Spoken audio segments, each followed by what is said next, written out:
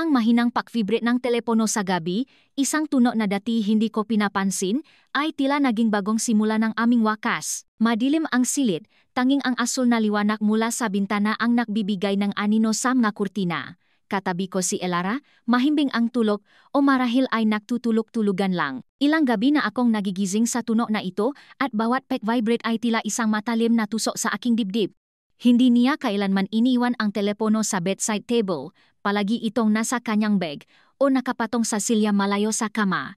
Ngunit ngayon, halos sa ilalim ng kanyang unan ko narinig ang pag-ugong. Dahan-dahan akong bumangon, iniingatan ang bawat galaw upang hindi siya magising. Hindi ako sigurado kung bakit ko ito ginagawa. Ito ba ay pag-aalala o isang uri ng morbid na kuryosidad na matagal nang nagpapahirap sa akin? Ilang linggo na ang nakalipas simula nang magsimula ang nga pagbabago.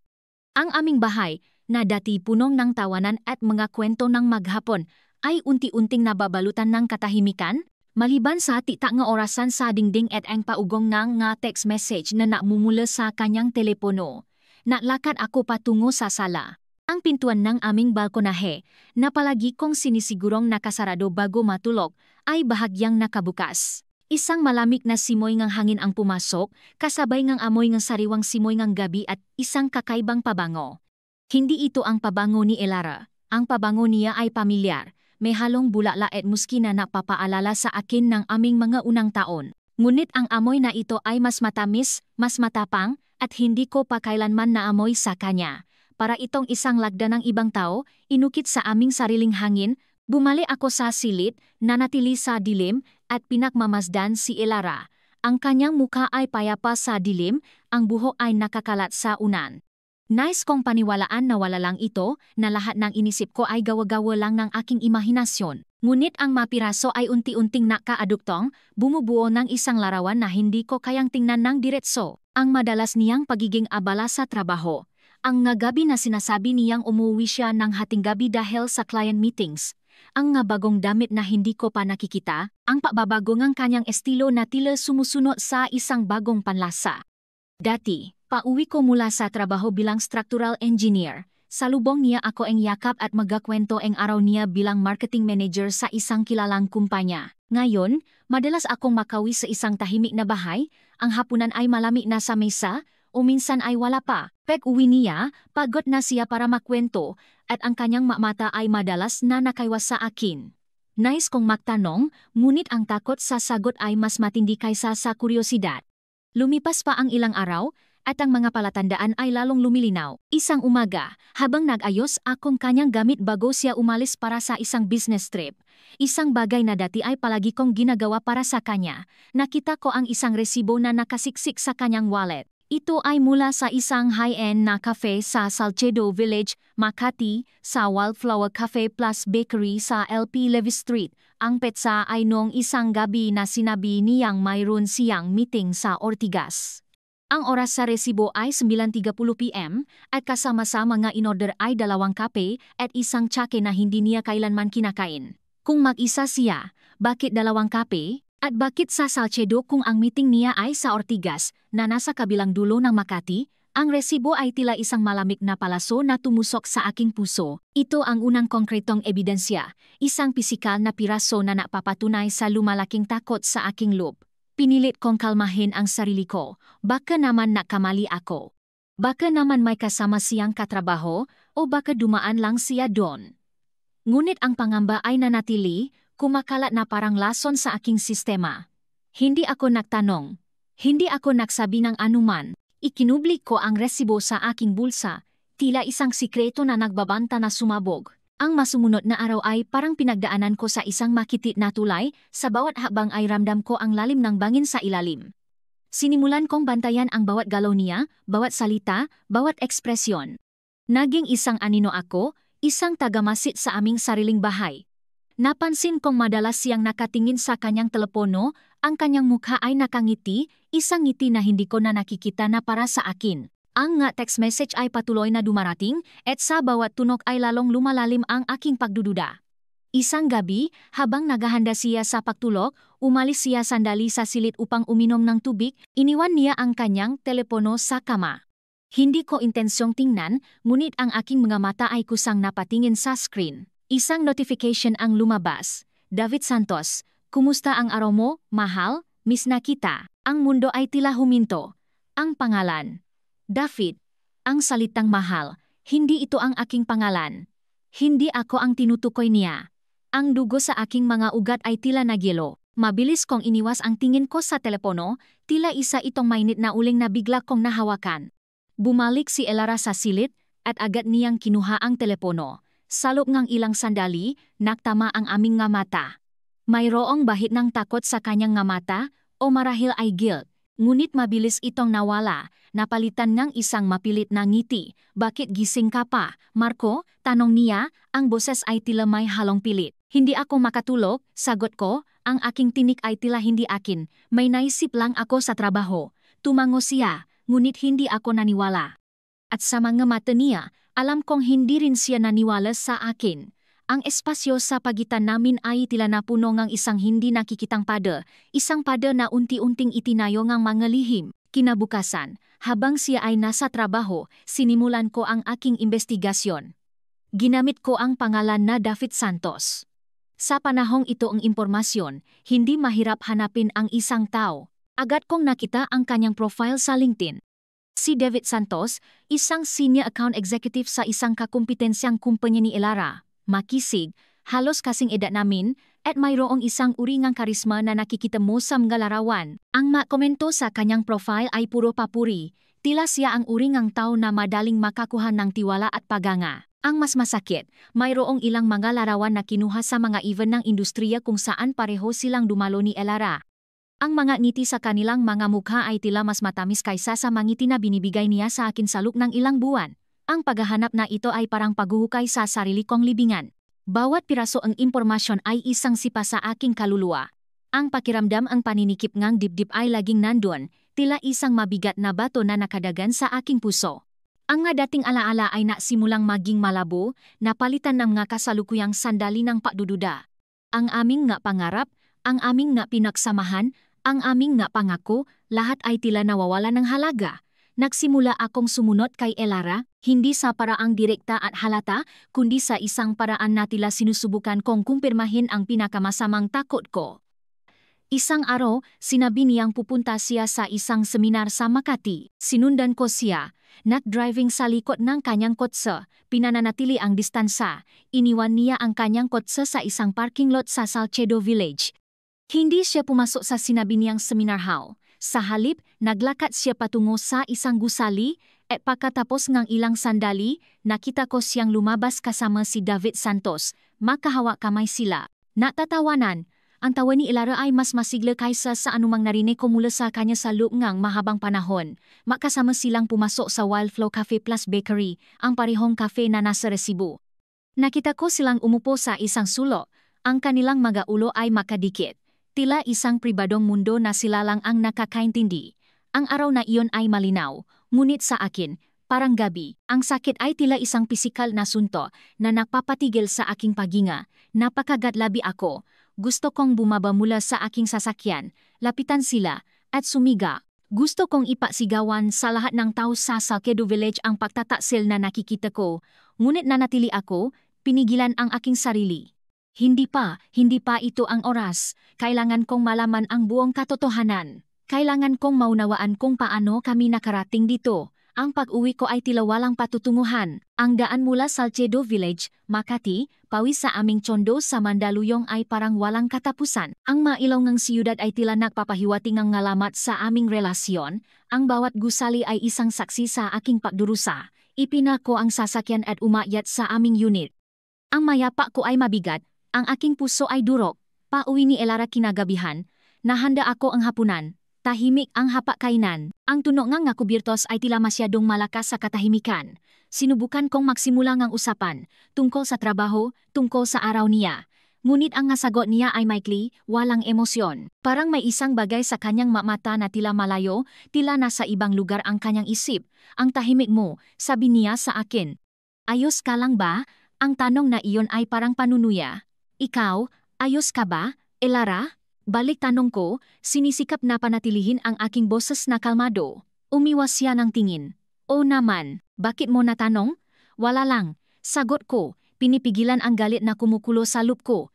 Iba ka lang ngayon. Malayo ka. Parang may ibang buhay ka. Napansin kong natigilan siya. Ang kanyang kamay ay bahagyang nanginig habang hawak niya ang kubirtos. Ngunit mabilis siyang napanggap. Balieve. Busy lang ako sa trabaho. Marami lang iniisip. O may ibang iniisip. Bulong ko sa aking sarili. Ngunit sapat iyon upang marinig niya. Tumingin siya sa akin ng diretso, mayroong isang uri ngang hamon sa kanyang nga mata. May problema ba, Marco? Ang sandaling iyon ay parang isang patuloy na labanan sa loob ko. Gusto kong sumabog. Gusto kong ilabas ang lahat ng aking nakita, ang lahat ng aking nalalaman. Ngunit isang boses sa loob ko ang bumulong. Hindi pa, kailangan mong maging handa. Kailangan mong malaman ang lahat. Tumayo ako mula sa mesa. Wala, napagod lang ako. Nang gabing iyon, hindi ako nakatulo. Ang orasan sa dingding ay patuloy na naktiktak. Bawat tunog ay parang paalala ng oras na unti-unting lumilipas. Oras na nawawala sa amin. Ang aking telepono ay tahimik, ngunit ang telepono ni Elara ay umugong ng ilang beses. Pinigilan ko ang sarili kong tingnan, alam kong mas masakit lang ang makikita ko. Ang amoy ng kakaibang pabango ay tila lumulutang pa rin sa ere, isang invisible na senyales ng presensya ang ibang tao sa aming buhay. Ang mas sumunod na araw ay tila isang laro ng pusa at daga. Bawat galaw niya ay sinusuri ko, bawat salita ay sinusuri ko para sa mga bakas ng kasinungalingan. Naging sanay akong makunwari na tila walang nangyayari, ngunit ang pakunwari na iyon ay unti-unting kumakain sa aking kaluluwa.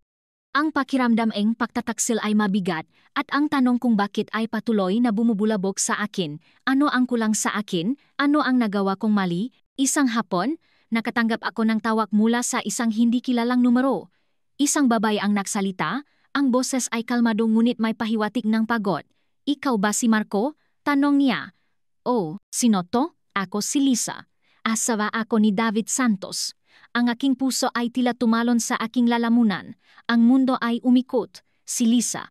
Ang asawa ang lalaking sumira sa aming buhay. Bakit ka tumawag? Tanong ko, ang aking boses ay bahagyang nanginig. Naisip kong kailangan nating mag-usap, sabi niya. Dahil ang mga asawa natin ay tila abala sa pagbuo ng isang kabilang buhay na kasama ang isa't isa. Nakasundo kaming makita sa Pachopak sa Padre Faura, Manila kinabukasan ng hapon. Ito ay isang lugar na mayaman sa kasaysayan, na dating libingan, ngayon ay isang parke na payapa sa gitna ng magulong siyudad. Angkop ang lugar, isang sementeryo ngang alaala, para sa aming pagpupulong upang usisain ang pagkamatay ng aming nga relasyon. Kinabukasan, maaga akong dumating sa Paco Park. Ang malumang pader ay nagbibigay ng isang tahimik na karamdaman sa lugar. Ang mapuno ay malalaki at matanda, ang kanilang matsanga ay tila nakayakap sa malihim ng mataong nakdaan. Umupo ako sa isang bench, pinagmamasdan ang mga naglalakad, ang mga bata na naglalaro.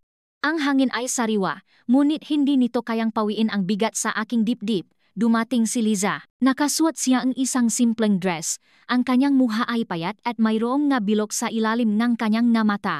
Sa kanyang nga mata, nakita ko ang parehong sakit na nararamdaman ko. Ito ay isang sakit na nag-ugnay sa amin, dalawang estranghero na pinahiwalay ang pagtataksil ang kanilang nga asawa.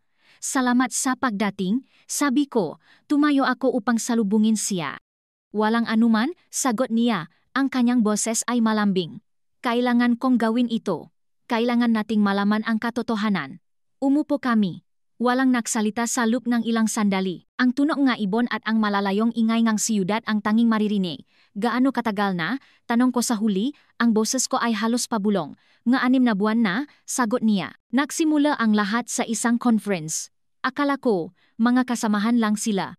Ngunit may mga pagbabago sa kanyang ugali, sa kanyang mga gawi. Pareho tayong ang kwento. Siguro, tumango ako. Nagbago rin si Elara. Ang kanyang oras, ang kanyang mga interes. Nawala ang spark sa pagitan namin. Hindi ko alam kung kailan ito nagsimula, ngunit unti-unti kong naramdaman na mayroong ibang buhay siya na hindi ko alam. Ipinakita ko sa kanya ang resibo mula sa Wayflower. Ipinakita niya sa akin ang nga text messages mula sa kanyang telepono, mga mensahe mula kay David na may halong matatamis na salita para kay Elara na sinasabi niyang kay Elara. Napalitan kami nga kwento, nga detalye, nga kapiraso nga impormasyon na napapatunay sa aming nga hinala. Ang bawat pagbabahagi ay isang paktuso, ngunit sa parehong oras ay nagbibigay ng isang uri ng kaginhawaan na hindi ako nag-isa sa sakit na ito. Ang nakakatawa, sabi niya, Mayroong bahit ng pait sa kanyang ngiti, pareho silang nagsabi na naghahanap sila ang kabilang buhay. Ang dami kong narinig kay David na hindi siya masaya, na hindi niya nararamdaman ang pagmamahal na hinahanap niya ang sarili niya sa iba. At siguro, ganon din ang naririnig mo kay Elara kung magsasalita siya ng totoo, ang nga salita ni Liza ay tumagos sa akin. Ang konsepto ng kabilang buhay, paghahanap ng pag-ibig sa ibang yakap, ito ang pinakatatakutan ko. Hindi lang ito pisikal na pagtataksil, kundi isang emosyonal na paghahanap, isang pagtalikod sa aming pinasamahan para sa isang bagay na tila mas bago, mas exciting. Ano ang gagawin mo? Tanong ko. Hindi ko alam, Marco, sagot niya. Ang kanyang mata ay puno ng luha.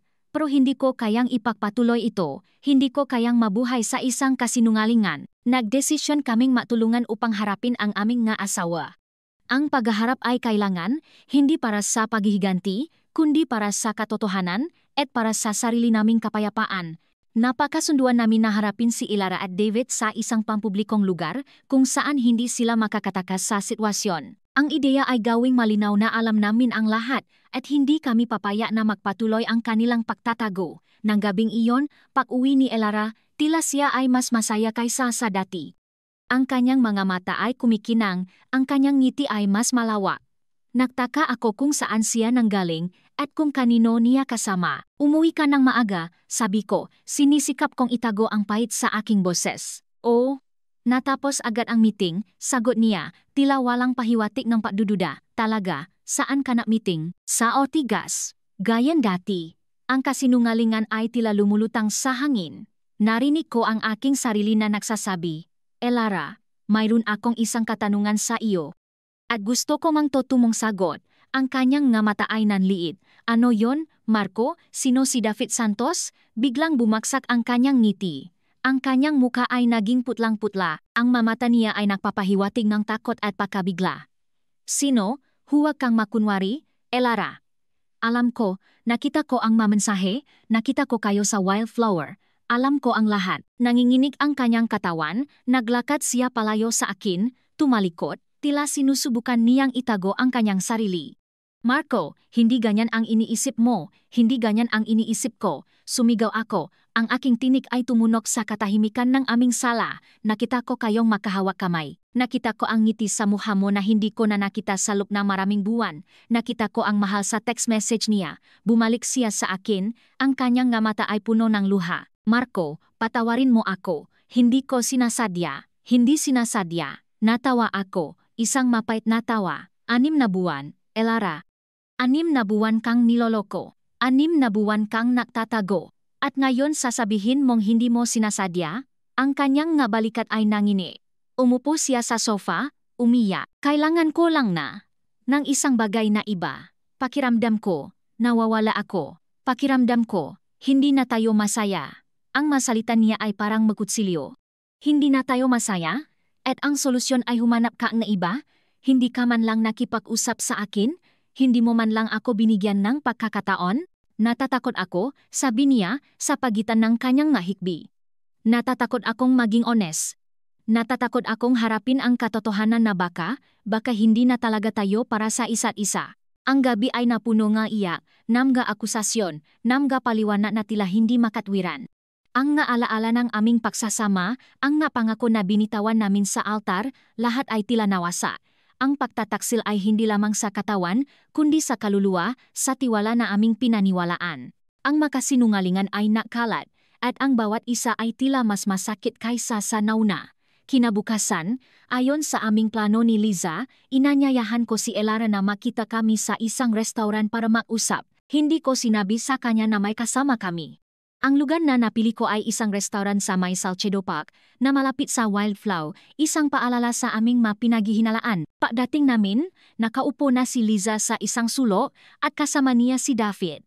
Nang makita ni Elara si David kasama si Liza, ang kanyang mukha ay muling nabago. Ang kanyang mamata ay lumaki sa takot at pakabigla. Tumingin siya sa akin, mayroong pagtatanong sa kanyang mamata. Marco, ano to? Ito ang kabilang buhay mo, Elara, sabi ko. Ang aking boses ay kalmado ngunit mayroong matinding pait. At ito ang kabilang buhay ni David, ang mga asawa niyong pareho ninyong niloko. Biglang tumayo si David, ang kanyang mukha ay galit, Anong nangyayari dito? Liza, bakit nandito ka? Kailangan nating mag-usap, David, sabi ni Liza. Ang kanyang boses ay nanginginig ngunit may determinasyon. Kailangan nating harapin ang katotohanan. Ang tensyon sa pagitan naming apat ay tila nakakapaso, ang matao sa restaurant ay tila nakaramdam ng abnormal na sitwasyon, ngunit wala kaming pakialam. Ito ang oras ng paghaharap, ang oras upang ilabas ang lahat ng lihim. Bakit ninyo kami ginaganyan? Sabi ni Elara, umiyak. Ginaganyan? Natawa ako. Ikaw ang nagtaksil, Elara, kayong dalawa. Akala niyo ba, hindi namin malalaman? Akala niyo ba, kaya ninyong itago ang lahat ng inyong kasinungalingan? Nagsimulang magsalita si Liza, inilabas ang lahat ng kanyang nalalaman tungkol kay David at Elara, ang kanilang magaplano, ang kanilang magatext, ang kanilang maga-meeting.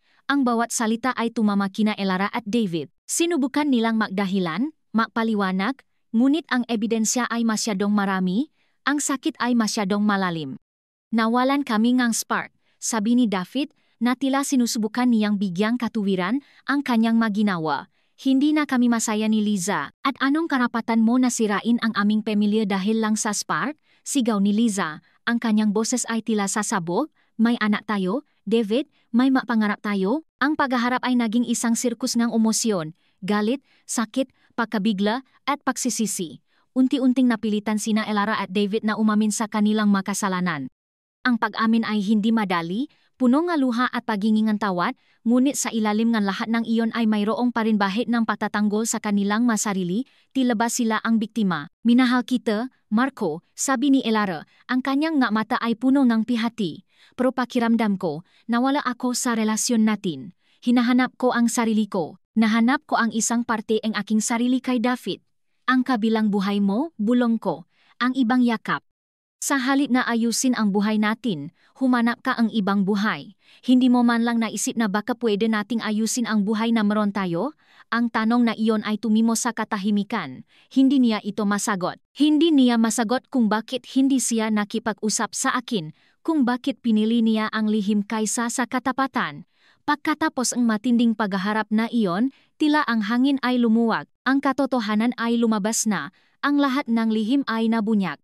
Ngunit ang kalayaan na dapat ay maramdaman ko ay hindi dumating. Sa halip, nararamdaman ko ang isang matinding kalungkutan, isang pakabigo na mas malalim pa kaysa sa galit. Ang aming relasyon, ang aming kasal, lahat ay tila isang babasagin na basa na. Nagdesisyon si Liza na hiwalayan si David.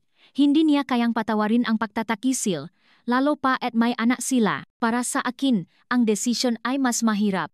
Minahal ko si Elara ng buong puso, at ang ideya na mawala siya ay isang bagay na hindi ko kayang tanggapin. Ngunit paano ako magpapatuloy sa isang relasyon na puno ang kasinungalingan at pagtataksil? Paano ko siya muling pagkakatiwalaan? Pagkatapos ng paghaharap, umalis si David at Elara. Naiwan kami ni Liza, na tila nakbabahagi ng isang katahimikan na punong-puno ng sakit. Salamat Marco, sabi niya, ngayon alam ko na ang kailangan kong gawin. Walang anuman, Liza, sagot ko. Sana ay makahanap kang kapayapaan. Bumalik ako sa aming tsondo. Tahimik ang lahat. Ang bawat sulok ng bahay ay tila may kwento. Bawat kagamitan ay may alaala. Ang larawan namin sa dingding ay parang nanunukso, napapaalala ng panahong tila hindi na babalik. Ang kasinungalingan ay nakalat at ang bawat isang piraso ay tila napapabigat sa akin. Isang gabi, habang naiisa akong kumakain sa dilim ng aming kusina, kasama ang tanging ilaw na namumula sa ref, narinig ko ang tiktak ng orasan sa dingding. Ang orasan na iyon ay sumasaksi sa bawat sandali ng aming pagsasama, ngayon ay sumasaksi sa aming pagkakawasa. Ang amoy ng kakaibang pabango ay tila lumulutang pa rin sa hangin, isang paalala ng presensya ng iba sa aming buhay. Pakaraan ng ilang araw, nagdesisyon ako. Hindi ko kayang ipagpatuloy ang isang relasyon na puno ng sakit at pagdududa. Hindi ko kayang patawarin ang pagtataksil na iyon, hindi sa ngayon, at marahil ay hindi kailanman.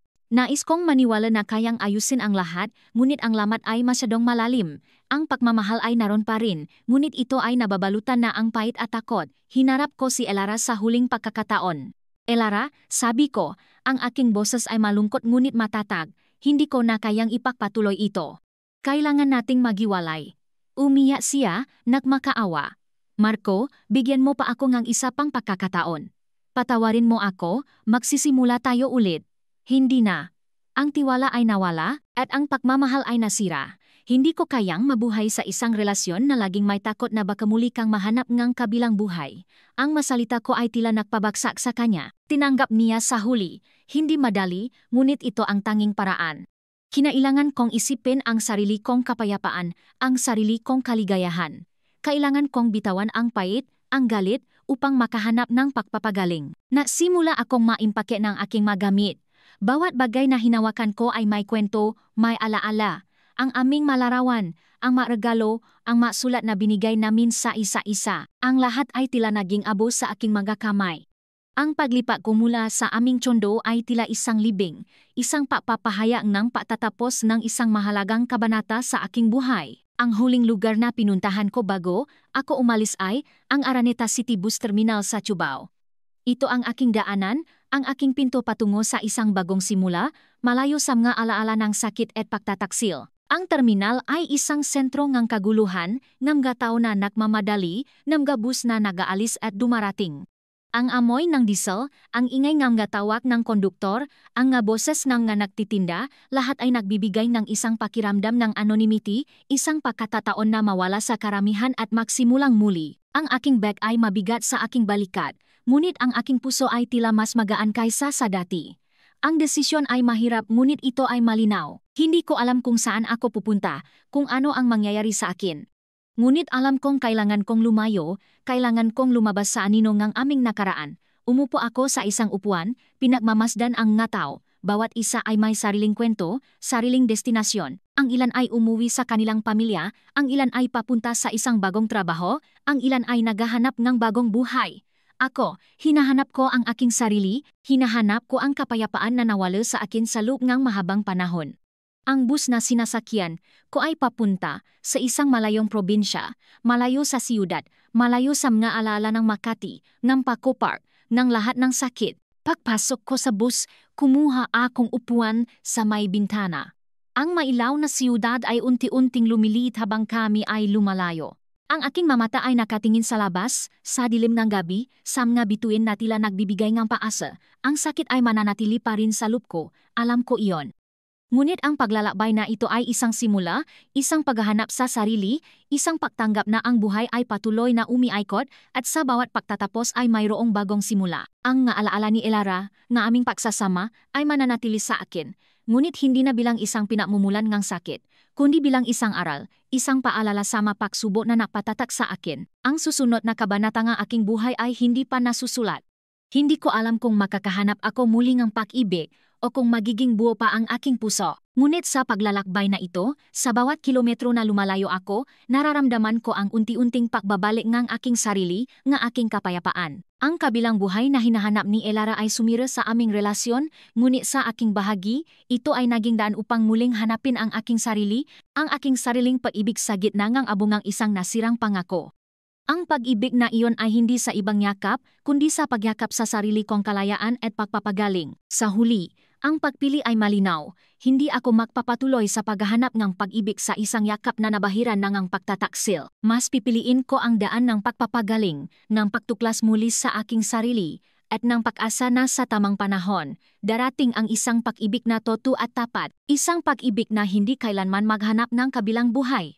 Habang lumalayo ang bus, sinulyapan ko ang refleksyon ko sa bintana. Ang aking mamata ay pagod, ngunit mayroong bagong determinasyon.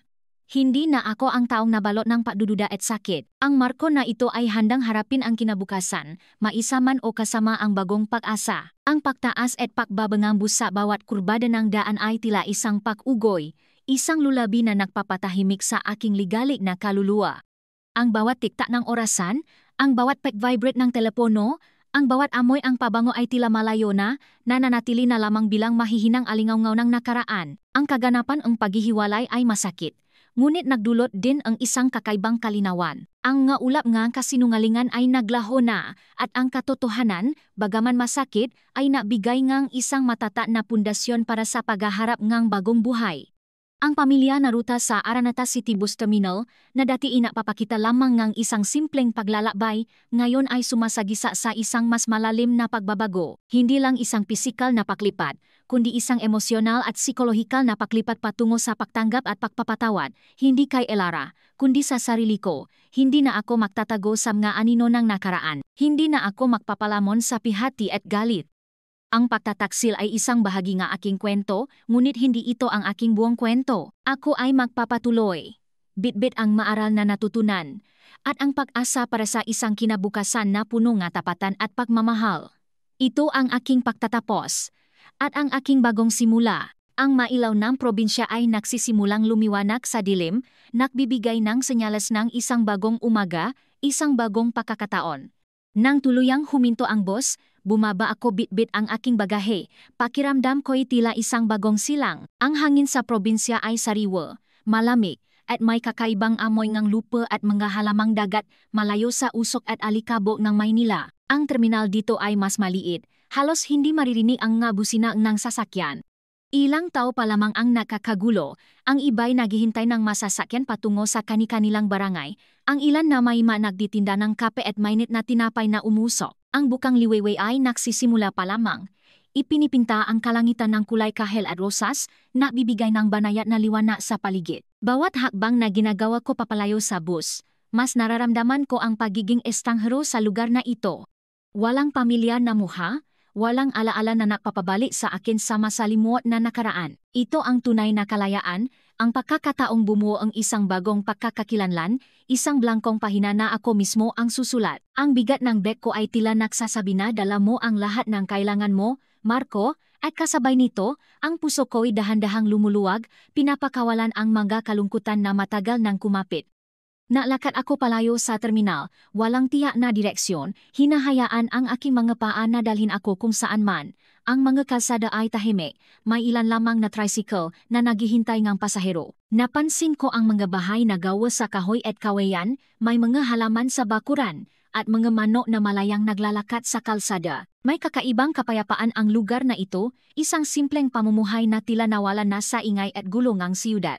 Ang sikat ng araw ay nagsimulang magpakita, mainit ngunit hindi nakakapaso, nagbibigay ng init sa aking balat at, sa kakaibang paraan, sa aking kaluluwa. Huminto ako sa isang maliit na kainan na nagtitinda ng goto at pandesal.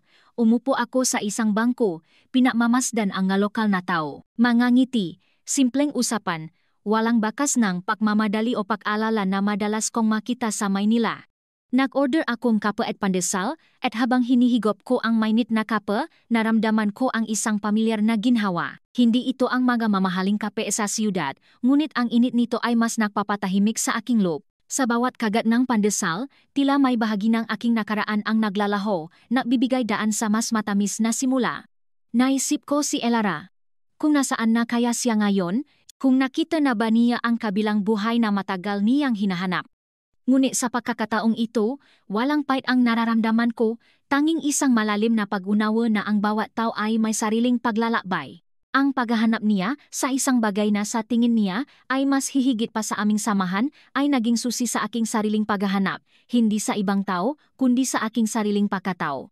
Ito ang bunga ng isang matinding kalungkutan, isang hindi inaasahang regalo ng pagkabigo, ang pagkataong muling buuin ang sarili, mas malakas, mas matatag, at mas may pagmamahal sa sarili. Pagkatapos kumain, natanong ako sa may-ari ng kainan kung saan ako makakahanap ng matutuluyan.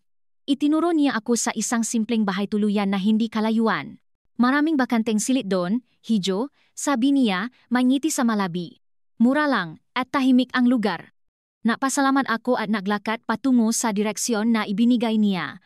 Ang bawat hakbang ay tila isang bagong pahina na binubuksan. Hindi ko alam kung gaano ako katagal mananatili rito o kung ano ang mangyayari sa masusunod na araw. Ngunit sa unang pagkakataon sa mahabang panahon, hindi ako natatakot sa kawalan ng katiyakan. Sa katunayan, may kakaibang pananabik akong nararamdaman.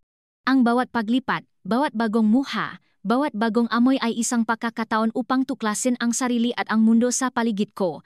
Nakarating ako sa bahay tuluyan. Isang maliit na gusali, pininturahan ng puti, may bintanang gawa sa kawayan at may mga halaman sa harapan. Isang matandang babae ang bumati sa akin sa pinto, may ngiti na puno ng pagtanggap. Magandang umaga, Hijo. Naghahanap ka ba ang silid? Tanong niya. Ang kanyang boses ay malumanay at mapakumbaba. Opo, inay, sagot ko, pakiramdam ko'y tila nasa sarili kong tahanan. Ipinakita niya sa akin ang isang simpleng silid, may kama, maliit na mesa, at isang bintana na nakatanaw sa isang malawak na bukirin. Ang hangin na pumapasok sa bintana ay nagdadala ng amoy ng damo at hamok. Ito ay isang silid na puno ng katahimikan. Walang ingay ng trapiko, walang napader na gawa sa salamin, at walang anino ng nakaraan na bumabalot. Ito ang aking santuaryo, pansamantala man o permanente. Inilapa ko ang aking bag sa sahig at umupo sa gilid ng kama. Ang katahimikan ay nakakabingi, ngunit ito ay isang katahimikan na nagpapagaling. Sa loob ng mahabang panahon, ang aking isip ay puno ng ingay, ng pagdududa, ng galit, ng pihati. Ngayon, sa wakas, ay mayroong kapayapaan, tumingin ako sa labas ng bintana, sa malawak na tanawin. Ang maaibon ay nagsisimulang mag-awitan, ang araw ay sumisikat na ng buo, ang mapunong niyog ay sumasayaw sa ihip ng hangin. Sa kalayuan, makikita ang aso na dagat, nagbibigay ng pangako ng walang katapusang abot-tanaw. Ang paglalakbay na ito ay hindi lamang isang paglipat ng lugar. Ito ay isang paglalakbay patungo sa pagbawi ng aking sarili. Ang marko na nawala sa gitna ng pagmamahal na naging lason. Ang bawat sikat ng araw ay tila nagsasabi na may bagong pag-asa, ang bawat paghampas ng hangin ay tila nagsasabi na umuwi ka na sa sarili mo. Ang mga alaala ni Elara ay unti-unti nang nagiging malayo, tila isang panaginip na naglaho sa pagising ng isang bagong umaga. Hindi na ito isang bangungot, kundi isang bahagi lamang ng kwento na nagulma sa akin. Ang susunod na kabanata ng aking buhay ay nagsimula na, hindi sa gitna ng malalaking gusali at nakakabinging ingay, kundi sa payapa at simpleng buhay sa probinsya. Hindi ko alam kung ano ang naghihintay sa akin, kung paano ko muling bubuuin ang aking buhay, o kung makakahanap ako ng tunay na pag-ibig na hindi maghahanap ng kabilang buhay, ngunit alam kong handa na ako, handa akong harapin ang anumang pagsubok, handa akong magsimulang muli, at handa akong yakapin ang kalayaan na matagal kong hinangat. Ito ang aking bagong simula, at ang kwento ay magpapatuloy, bitbit ang pag-asa ng isang bukas na puno ng kapayapaan at katapatan. Dito, sa tahimik na probinsyang ito, sa gitna ng sariwang hangin at simpleng pamumuhay, sisimulan kong isulat ang aking sariling kabanata ng tunay na pag-ibig hindi sa isang minamahal, kundi sa sarili kong paglalakbay at pagpakaliling. Ito ang aking paghahanap sa pag-ibig na walang ibang hinahangat kundi ang kaligayahan ng aking sariling kaluluwa, na matagal nang naligaw ngunit ngayon ay unti-unti nang nakakahanap ng daan pawi.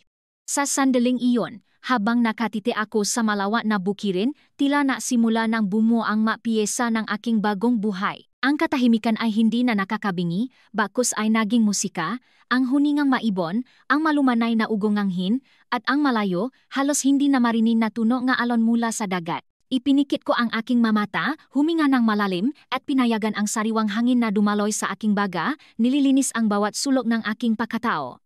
May bahagi sa akin na gustong manatili sa kama, yakapin ang kapayapaang ito, ngunit alam kong hindi ito ang paraan upang mahanap ang daan pawi na aking minimiti.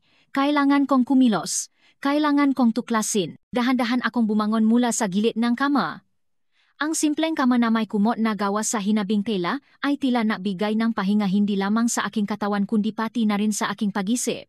Walang pilit na pagising, walang alarma, tanging ang likas na sikat ng araw at ang awit ng kalikasan ang gumising sa akin. Inilabas ko ang aking madami mula sa bag, ilan lamang na pares, sapat na para sa ilang araw. Hindi ko dinala ang lahat ng aking pag-ari. Marami akong iniwan sa siyudad, simbolo na karaang gusto kong kalimutan at ng mga material na bagay na nawalan ng saysay para sa akin. Ang paglalakbay na ito ay tungkol sa pagpapakalibre, hindi lamang mula sa nakaraani kundi pati na rin sa bigat ng mga pag-ari. Habang inaayos ko ang aking magamit sa maliit na aparador na gawa sa kawayan, napansin ko ang isang lumang libro sa maliit na mesa. Kinuha ko ito. Isa itong koleksyon ng matula sa Filipino, ang papel ay naninilaw na sa tagal, at ang pabalat ay kumukupas na. Pinakmasdan ko ang pahina, at ang unang linya na nabasa ko ay, ang buhay ay hindi isang tuwid na daan, kundi isang likulikong landas na puno ng sorpresa at pagtuklas. Napangiti ako. Tila ba ang bawat bagay sa lugar na ito ay may mensahe para sa akin? Isang lihim na paalala na ako ay nasa tamang lugar, sa tamang panahon. Ibinalik ko ang libro sa mesa, nagpasya na basahin ito mamaya, Kapa ang aking isip ay ganap ng handa na tumanggap ng gabagong kaisipan. Lumabas ako ng silit. Ang pasilyo ay malinis at amoy sariwang bulaklak. Sa dulo ng pasilyo ay naroon ang isang maliit na kusina at kainan kung saan nakita ko ang inay, ang matandang babaeng may-ari ng bahay tuluyan na naggayos ng almusal. Nagulat ako nang makita ang dami ng pagkain sa mesa, pritong isda, mainit na kanin, itlog na maalat na may kamatis, at sariwang kape. Ang amoy pa lamang ay sapat na upang gisingin ang aking gana. Magandang umaga, inay, bati ko, lumapit sa kainan. Lumingon siya, ang ngiti niya ay mas malawak ngayon kaysa kaninang umaga. Magandang umaga rin, Hijo. Halika, umupo ka na at kumain. Dapat kang mapalakas, mahaba pa ang araw. Ang kanyang boses ay punong ng init, na tila ba ako ay kanyang sariling anak na umuwi pa katapos ng mahabang panahon. Umupo ako sa upuan, at siya mismo ang nagsalin ng kape sa aking tasa. Salamat po, sabi ko, lubos na napapasalamat sa kanyang kabaitan. Sa siyudad bihira akong makakita nga ganitong uri nga pag-aalaga mula sa mga estranghero. Ang buhay doon ay mabilis at ang mga tao ay abala sa kanilang sariling mundo. Dito, ang bawat galaw ay may kapayapaan, bawat tingin ay may pagtanggap. Habang kumakain ako, pinakmasdan ko siya. Si inay ay may kulubot sa mukha, ngunit ang kanyang mga mata ay naniningning ang karunungan at kabaitan. Ang kanyang buho ay may halo ng puti, maayos na nakapusot. Nakasuot siya ang isang simpleng bestida, ngunit malinis at mayos. Inay, may iba pa po bang nakatira rito? Tanong ko, curious. Ay, unaman, Higo, sagot niya. May 2 estudyante na umupo rin, nag-aral sa bayan. Naghahatid ako ng almusal sa kanila bago sila pumasok. May isang guro rin na naglalagi rito tuwing weekend para magpahinga. Pero ngayon, ikaw lang muna ang narito. Bakasyon nila. Tumango ako. Ang bahay tuluyan ay hindi puno, na perpekto para sa aking pangangailangan ng katahimikan at pagmumuni-muni. Pagkatapos naming kumain, tinulungan ko si inay sa pagliligpit ng mesa. Una ay tumanggi siya, ngunit ipinilit ko. Sanay po akong tumulong. Inay, sabi ko, naramdaman ko ang kagalakan sa kanyang nga mata nang tanggapin niya ang aking alok. Ang mamaliliit na gawain ito ay nabigay sa akin ng pakiramdam ng pagiging kapaki-pakinabang, isang bagay na matagal nang nawala sa akin. Salamat, Marco, sabi niya. Tinawag ako sa pangalan na nagbigay ngang init sa aking puso. Mabuti kang bata. Bihira na ang nga binata na kasing galang at masipak mo. Pagkatapos maglikpit, lumabas ako ngang bahay tuluyan. Ang araw ay mataas, nasa kalangitan, at ang init ay dahan-dahang lumalaganap, ngunit may kasama pa ring simoy ngang hangin na napapanatili ng lamig. Naglakad ako sa labas sa lupa na punong damo at alikabok, patungo sa direksyon ng bukirin na nakita ko mula sa aking bintana. Ang maapalayan ay berde pa, malayo pa sa panahon ng pag-ani. Ang maapunong niyok ay nakahanay, ang kanilang maadahon ay sumasayaw sa saliw ng hangin. May mga maliliit na kubo sa gitna ng bukirin, marahil ay pahinggahan ng nga magsasaka. Nakarating ako sa isang maliit na daan na puno nga graba na humahantong sa gitna ng bukirin. Sinundan ko ito, ang bawat hakbang ay nagbibigay ng kakaibang pakiramdam ng kalayaan. Ang bukirin ay malawak, walang hangganan, tila sumasalamin sa aking bagong pag-asa. Sa gitna nito, naramdaman ko ang liit ko, ngunit hindi sa paraang nakakatakot, kundi sa paraang nagpapaalala sa akin ng kalawakan ng mundo at ng aking lugar dito. Hindi ako sentro ang lahat, isa lamang akong bahagi ng isang mas malaking larawan. Ang pag-isip na ito ay nagbigay ng kapayapaan sa aking isip.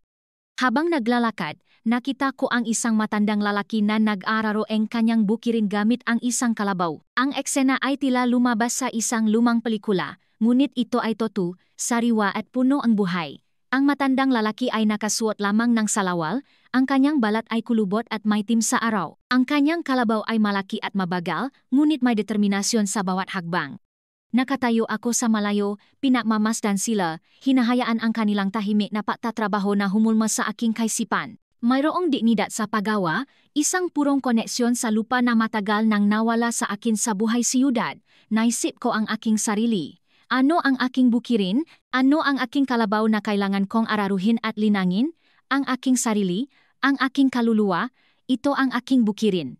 Ang mapagsubok at pagkabigo ay ang madamo at bato na kailangan kong tanggalin. Ang pagmamahal sa sarili at pagpapagaling ay ang aking kalabaw, ang aking tapat na kasama sa paggawa. Ipinagpatuloy ko ang paglalakad hanggang sa marating ko ang isang malaking puno ng mga sa dulo ng bukirin. Ang lilim nito ay malawak at nakakakit. Umupo ako sa ilalim nito, sumandal sa malaking katawan ng puno. Ang lupa sa ilalim ko ay malambot, ang hangin ay nagdadala nga amoy nga sariwang lupa at mga halaman. Kinuha ko ang aking maliit na notebook at panulat na dala ko sa aking bulsa. Matagal ko nang hindi ginagawa ito. Sa loob ng maraming taon, ang aking isip ay masyadong magulo upang sumulat, upang ayusin ang aking nasalobin sa papel. Ngunit ngayon, mayroon akong inspirasyon. Nagsimula akong sumulat, hindi ang tula, hindi ang nobela, kundi ang isang simpleng paglalarawan ang aking nararamdaman. Ang kapayapaan ay hindi lamang isang konsepto. Ito ay isang lugar, isang amoy, isang tunog. Dito ko ito natakpuan. Ang nakaraan ay tila malayo, isang alon na unti-unting lumalayo sa dalampasigan.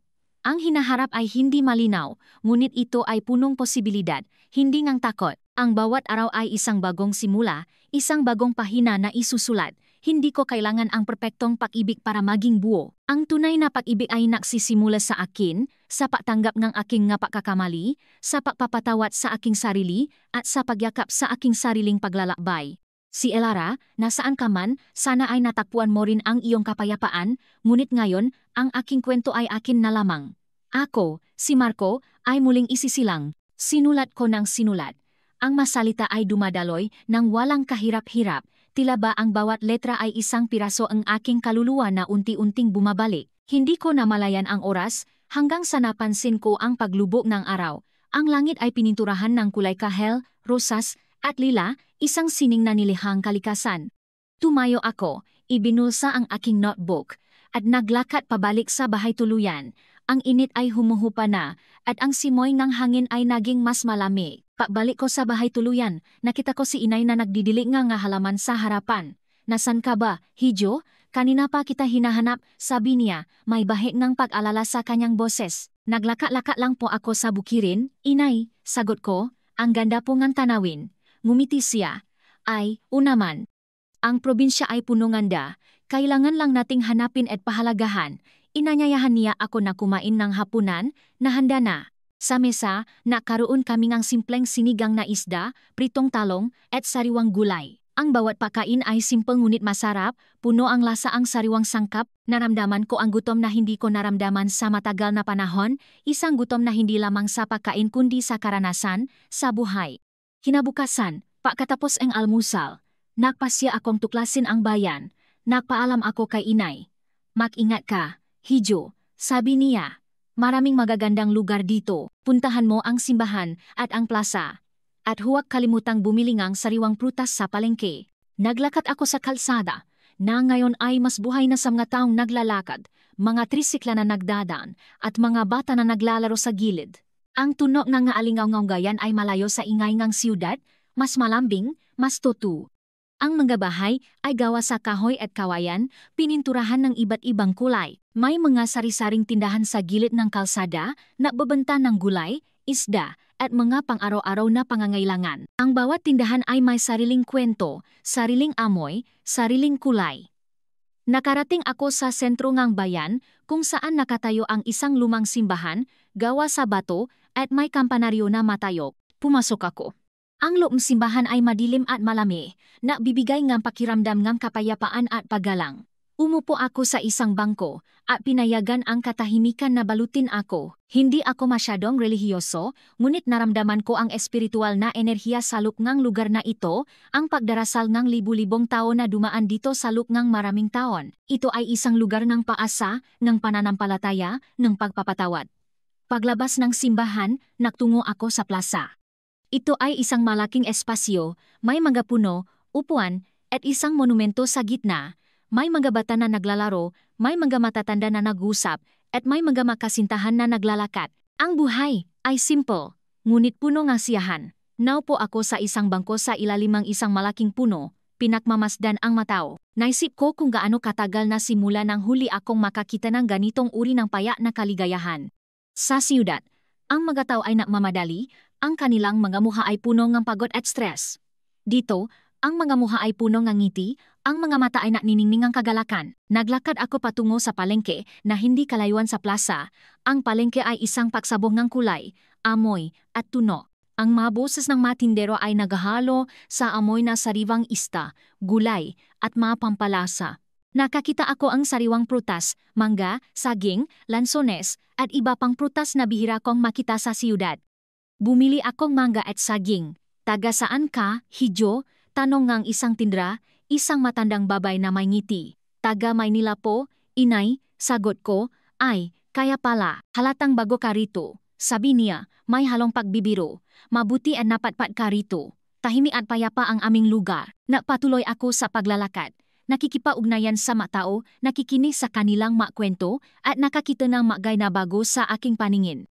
Nakita ko ang isang tindahan na nagbebenta ng gamit na gawa sa kawayan at abaka, isang tanda ng lokal na craftsmanship. Nakita ko ang isang karinderya na nagbebenta ng lutong bahay na pagkain na ang amoy ay napapagutom sa akin. Naramdaman ko ang isang kakaibang koneksyon sa lugar na ito. Hindi ito ang lugar kung saan ako ipinanganak o lumaki. Ngunit tila ba may bahagi ang aking kaluluwa ang narito na naghihintay na matuklasan.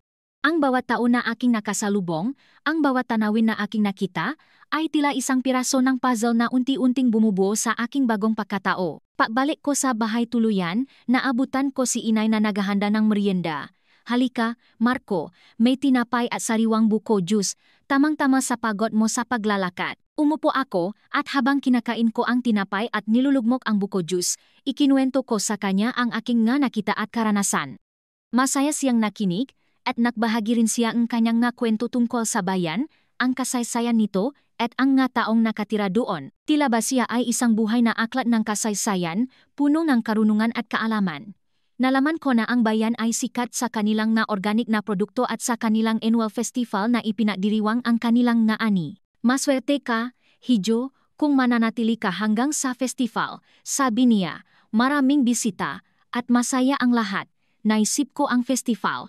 Sa nakaraan, ang pagdalo sa mga ganitong klaseng ng padiriwang ay nangangailangan ng kasama ng isang mahal sa buhay na pagbabahagihan mo ng karanasan. Ngunit ngayon, naramdaman ko na handa akong dumalo mag-isa upang maranasan ito sa aking sariling nga mata, sa aking sariling kaluluwa. Ang kaligayahan ay hindi na kailangang ibahagi upang maramdaman, ito ay nasa loop ko na, lumipas ang mga araw at ang bawat isa ay nadala ngang bagong pagtuklas. Ginawa kong ugali ang maglakat-lakat tuwing umaga pagkatapos ang almusal. Minsan ay bumabalik ako sa bukirin, minsan naman ay pumupunta ako sa dagat. Ang asul na dagat na nakikita ko mula sa malayo ay naging isa sa aking paboritong lugar. Umupo ako sa dalampasigan, pinamamasdan ang nga alon na humahampas sa buhangin at pinakikinggan ang kanilang malambing na tunog. Ang dagat ay tila nagsasabi ngang makwento nga nakaraan at hinaharap ng pagbabago at pagpapatuloy. Sa dagat, naramdaman ko ang kapangyarihan ng kalikasan. Ang malawak na kalawakan ng tubig ay nagpaalala sa akin kung gaano kalaki ang mundo at kung gaano kaliit ang aking nga problema kumpara dito. Sa isang pagkakataon, habang nakaupo ako sa buhangin, nakita ko ang isang bata na naglalaro, gumagawang ng sandcastle. Ang kanyang ngiti ay purong kaligayahan, hindi binagbag ng anumang pag-aalala. Napagtanto ko na matagal na simula nang huli ako nakaranas ng ganitong uri ng kaligayahan. Ang kaligayahan na hindi nakasalalay sa anumang bagay, kundi sa simpleng pag-iral. Minsan, natagal ako sa dagat hanggang sa paglubo ng araw. Ang kulay ng langit ay mas matingkad at mas makulay kaysa sa nakita ko sa bukirin. Ang bawat paglubo ng araw ay tila nagsasabi na tapos na ang isang araw at may bagong araw na darating, punong bagong pag-asa. Sa mga sandaling iyon, hindi ko naisip si Elara. Hindi na siya isang masakit na alaala, kundi isang malabo na bahagi ng nakaraan, tulad ng isang lumang larawan na unti-unting kumukupas. Ang aking puso ay puno ng pasasalamat, hindi ang pihati. Hindi lamang ako naglalakad. Tinulungan ko rin si inay sa kanyang hardin. Tinuruan niya ako kung paano magtanim ang gulay at bulaklak.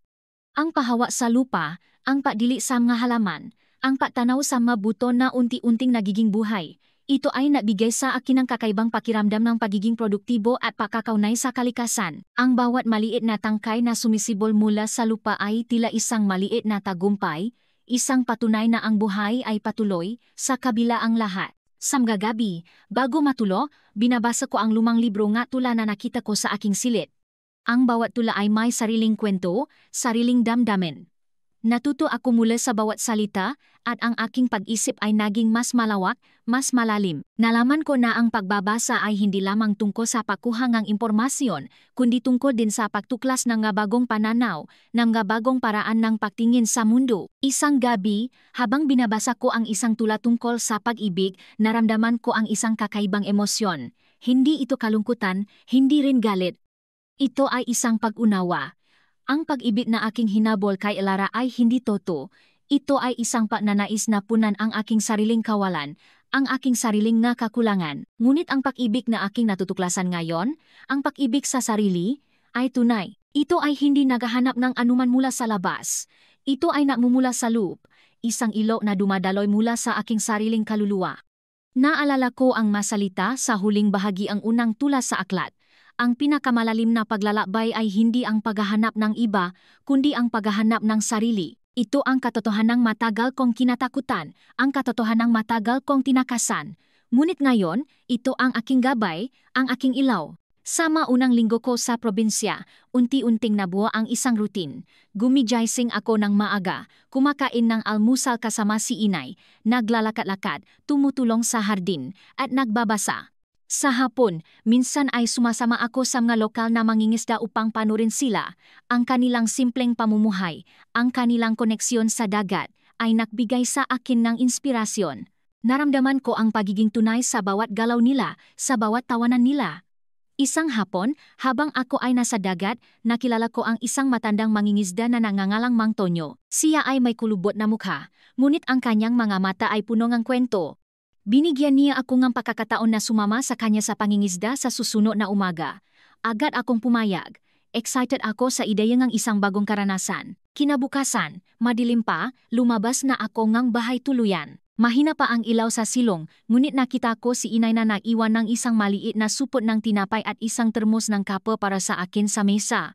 Ngumiti ako. Ang kanyang pag-alaga ay tila isang tahimik na pagpapala, isang patunay na ako ay tinanggap sa kanilang mundo.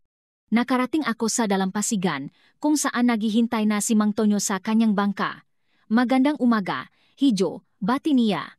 Handa ka na bang maranasan ang buhay ng mangingisda? Tumango ako, punong ng pananabi. Sumakay ako sa kanyang maliit na bangka at naglaya kami patungo sa gitna ng dagat. Ang araw ay unti-unting sumisikat at ang langit ay pininturahan ng kulay kahel at rosas.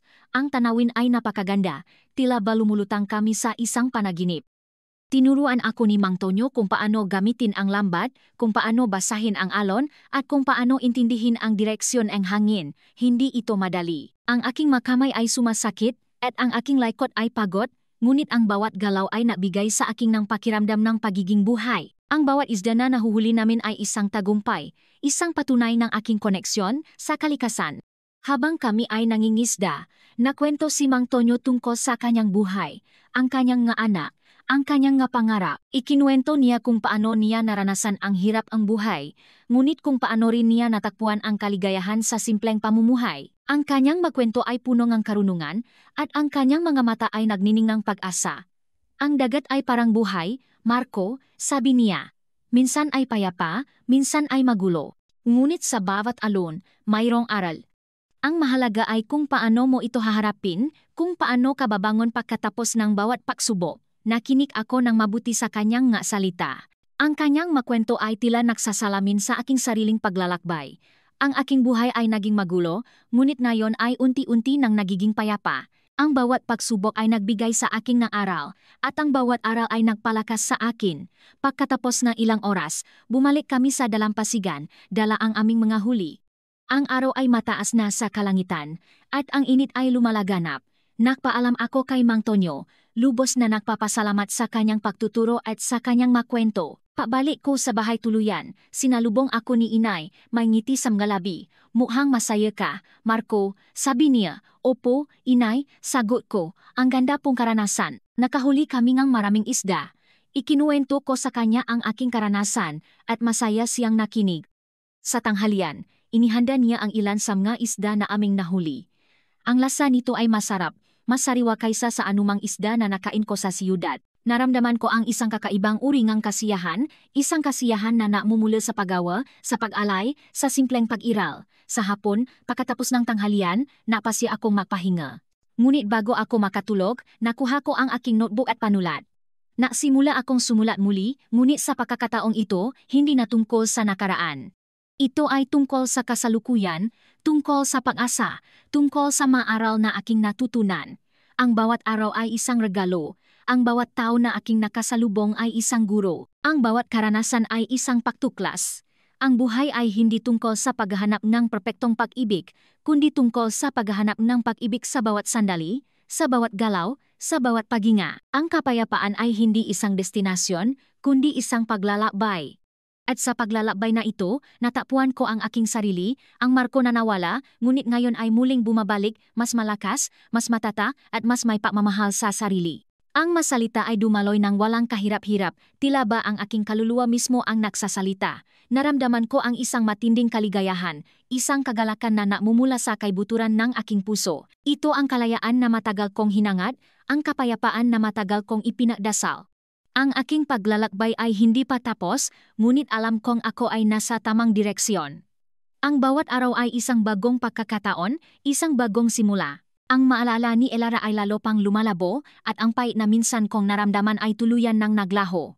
Ngayon, mayroon na lamang pag-unawa at pagpapatawad. Pinatawad ko siya at mas mahalaga, pinatawad ko ang aking sarili. Ang pagkabigo na naranasan ko ay naging isang regalo, isang gabay na nagtula sa akin sa paglalakbay na ito. Lumipas ang mga linggo at ang aking pagiging dayuhan sa lugar ay unti-unting nawawala. Nakilala ko ang mas maraming tao sa bayan, nakipagkaibigan sa ilan. Naging regular na ako sa palengke. At alam na nga tindera ang aking nga paborito. Minsan, nakikipag-usap ako sa mga matatanda sa plaza, nakikinig sa kanilang mga kwento tungkol sa lumang panahon, tungkol sa mga pagbabago sa bayan. Ang bawat kwento ay nagbigay sa aking ngang mas malalim na paunawa sa lugar at sa mga taong nakatira dito. Isang araw, habang naglalakad ako sa isang maliit na kalsada na puno, nakita ko ang isang lumang bahay na tila inabandona na. Ito ay gawa sa kahoy, at ang mga pader nito ay may mga baging na gumagapang.